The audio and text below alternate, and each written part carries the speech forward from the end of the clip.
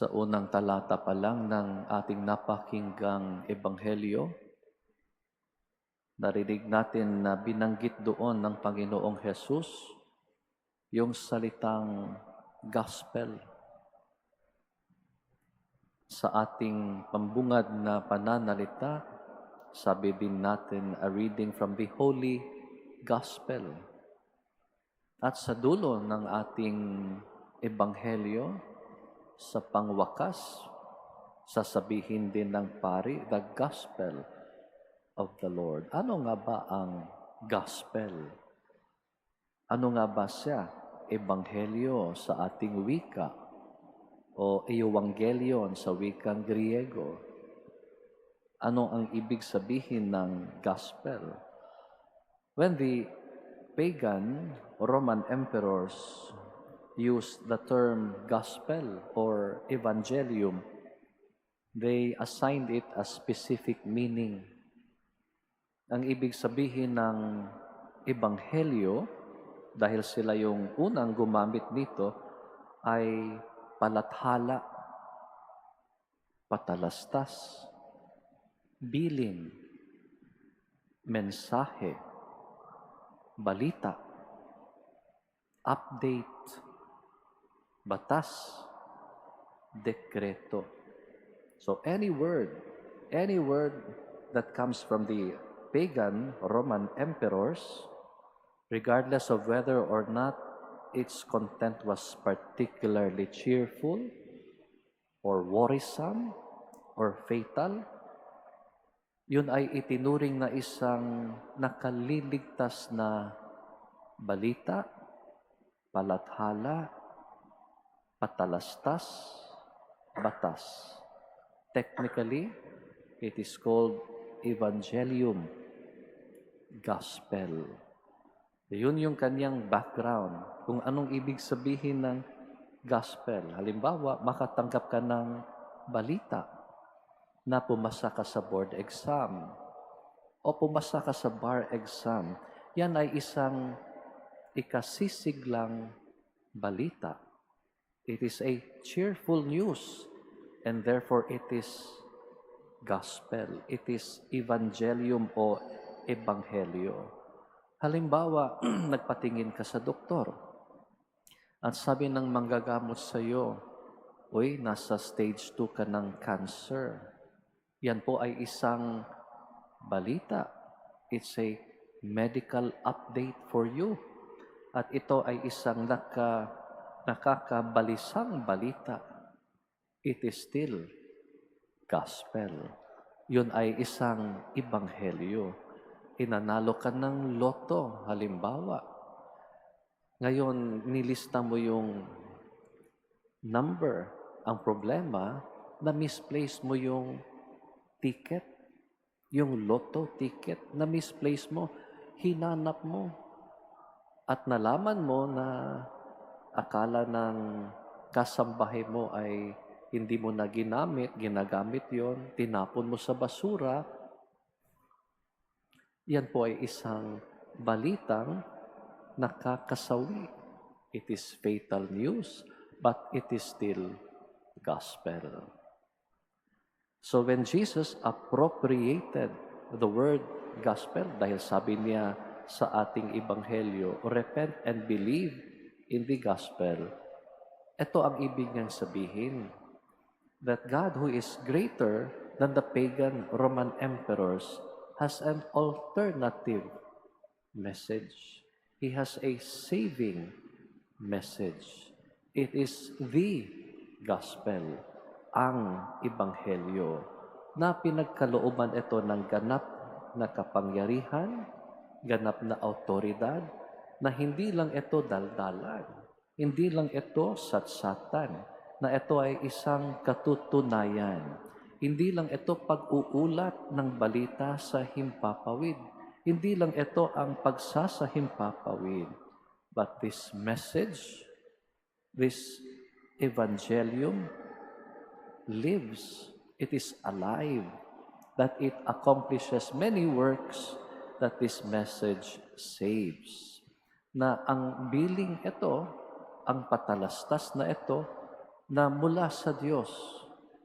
Ito po ay isang bilin na nakapagbabago sa tao at sa mundo.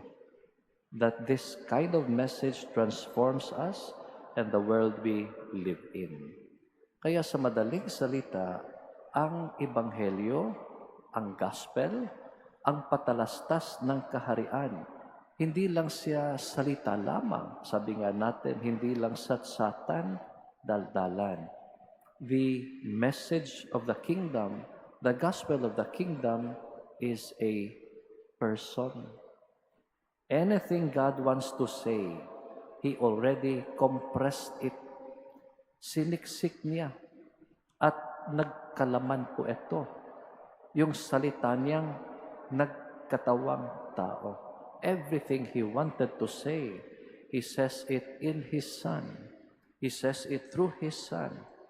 Kaya pinili tayong magtansya na ating sinasalubong hindi lang balitang salita, kundi balitang persona.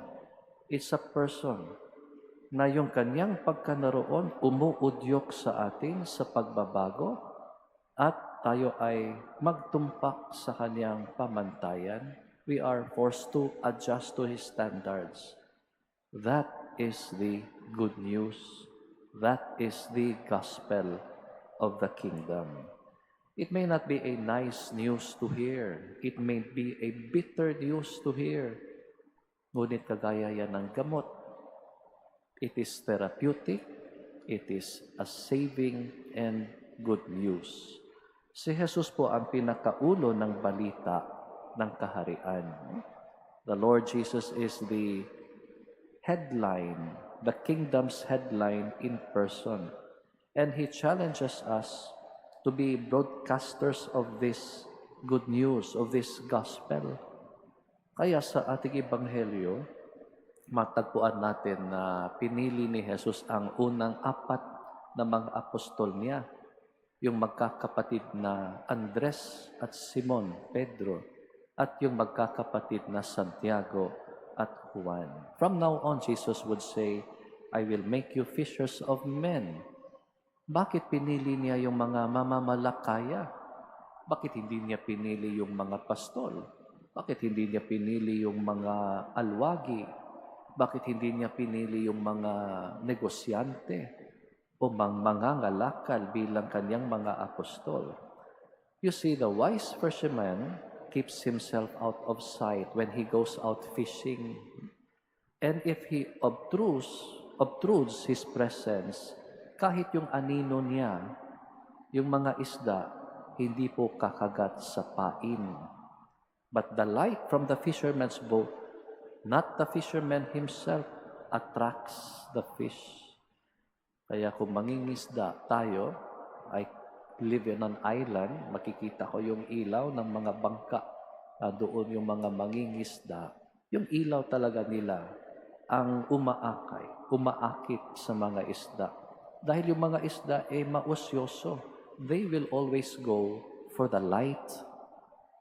And that, my friends, is the best lure, the best bait we could ever have.